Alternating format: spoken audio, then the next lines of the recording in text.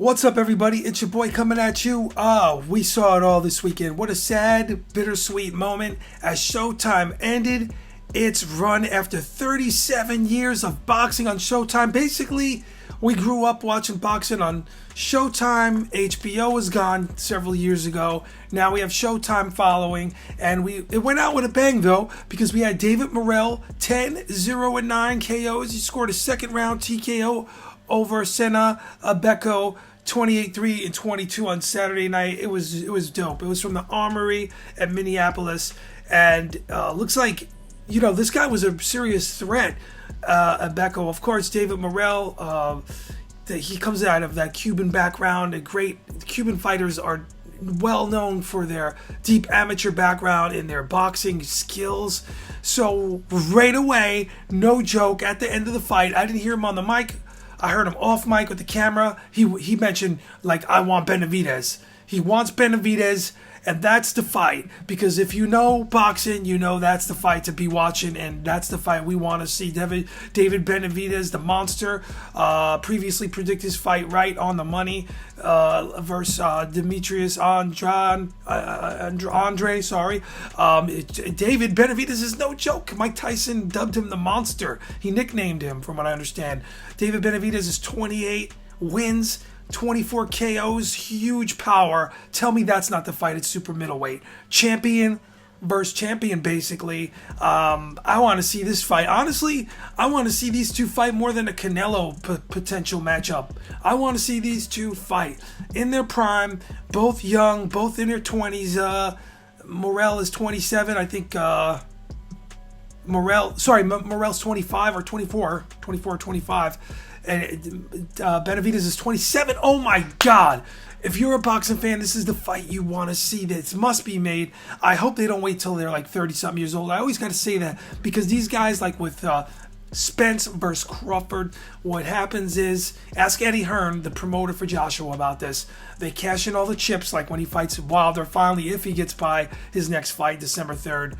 If he gets by Wallen or whatever that guy's name is, he might lose that fight. It's going to be interesting, because it's all about a psychological battle, which we went over in prior videos here, the fight breakdown versus Joshua and Wilder coming up on the same card. So I went over both their fights. But this is the fight, since you heard it, if you watch this fight, because each camera has a mic, or a mic is around the ring, so he didn't exclusively.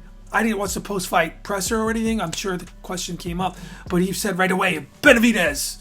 I'm calling him out. So he definitely sends a message to Benavidez. That's the fight that's out there. That's the fight I want to see. As far as the records, the people he fought before, Morrell, they're building his career. He's only got 10 wins, 9 KOs. It's huge. But these are pretty quality wins as he's stepping up and up, because you could see Beko was very dangerous. He did lose, however, before, but he was never taken out. He was never knocked out. He was going into that fight. He was going into, Beko was, he had 3 losses, or 2, going into the fight. He had 2 losses, from what I understand. 22 KOs, 28 wins, knockout artist. But the quality opposition, of course, serves Benavidez. He was in there against David Lemieux, Caleb Plant. Those are the names. Now, Caleb Plant is talked about. He's in a mix. And I feel like they want to test him. If you're millionaire moves, if you're looking out to see what Morrell got, you want to build his career, you're handling him, you want to get the most lucrative fights, and you want to test him, you want to get him in there with a Caleb Plant to see how he performs. In my opinion, Caleb Plant, really good boxer, has got some nice skills. But at this point in his career, I would give the edge to Morrell if they do fight, and it would be a test because, of course, Plant fought David Benavidez and he was taken out. I forget what round. I can click on it here, but then Box Records refreshes and it wants me to pay a fee, I think. But anyway, I just think that, that's the test. That's how we usually see these guys get measured. They'll usually fight someone that one guy fought already, and it's like a measuring stick. So I think they're going to do that. They're going to do some milking here. I don't think these promoters, it's in their best interest with money to throw these two in the ring with each other. Unfortunately for the boxing fans, I feel like we always get ripped off at the end of the day when things are said and done, because we don't get to see the best fight the best rate of way. It's very rare when you do see this. Sometimes they slip up, like on a Too bad Showbox is leaving, because they would. I've been to Showbox fights, because they would feature sometimes two undefeated guys going at it, and you didn't know they had a big bright future yet, and they would actually get in the ring and fight each other, and it would be an amazing fight of two unknowns, and one would come out and be somebody in the future. Sometimes the loser actually too, because sometimes a lot losers, like Bernard Hopkins, loses early in his career and then comes back and learns and changes their whole style up and their whole state of mind, and they become disciplined, they become great champions. So you can never discount or discredit someone that already lost early in their career. It happens. So I want to see this fight so bad, but I fear we're going to have to wait a very long time for Benavidez versus Morrell. And I'm telling you, because of the slickness factor, I feel like Benavidez right now is a little more crude, as good as he is. He's definitely got the major power, but Morrell looks a little more smoother from what I'm seeing. But I can't, give a definite opinion on who would win the fight yet, because I want to see a little more from Morrell, and I want to see what he does with Plant if he fights him, and they should make that fight. If not, I don't know if David Lemieux's still fighting, but I'd like to see that. But he's fighting guys that Benavidez already damaged. In other words, Plant was already damaged, never knocked out before, and already knocked out for the first time by Benavidez. So then you have him go in there, let's say hypothetically, and he fights Morrell. Morrell looks spectacular and knocks him out even faster. Then it's like, well, he was damaged goods already, because the mileage was taken off of him by the original fight with David Benavidez, the first fight, the one. Like store number one. You see that McDonald's movie? I watched it last night. Pretty damn good how that all came down. And the guy ended up taking over the original McDonald's. It was crazy. Store number one. David Benavidez is fight number one. If he fights, he's the one that beat Caleb Plant first and knocked him out. So then if he fights Morrell, it would be like, yeah, number one did it, cracked the shell, and then let's say Morrell takes him out. Because I would expect Morrell to take Caleb Plant out, knock him out. If he doesn't knock him out and he has problems with him, then we know he's not as good, or dare I say great, as David Benavidez appears to be.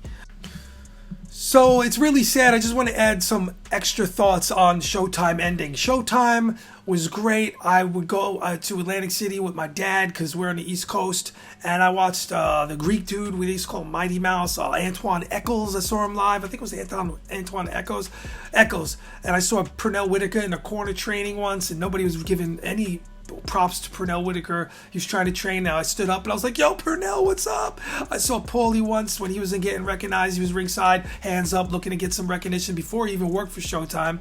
So he's looking at the ring announcer like, yo, announce that I'm here. Small time, literally like in the ballroom in I think it was Bally's Park Place back in the day. So I would go to these fights. It was Showtime fights, and they were really cheap, the tickets. In fact, at the time, I would get free tickets to sit ringside at a lot of those fights, because they would come comped. So I knew someone that gambled. Not me. I wasn't the gambling person there. I like to save money and make money and invest. But anyway, that's one. House always wins. But I got those tickets, and then at times I would go with my dad, like I said, my late father. So I have cherished those memories. I would do this really young. I think my first live fight, I was in my teens, still going to a fight and just cheering people on. It was all, most of them some were ESPN, but most of them were Showtime events, because Showtime would do the up and coming series, the Friday night fights and stuff like this. It was great. They would give you comps for free hot dogs in the back, and just those memories that I had with my dad, I couldn't help to get a little tear in my eye. Not literally, but it felt like it when I was watching them sign off and close Showtime down, the end of an era. Just no more boxing there. It's crazy.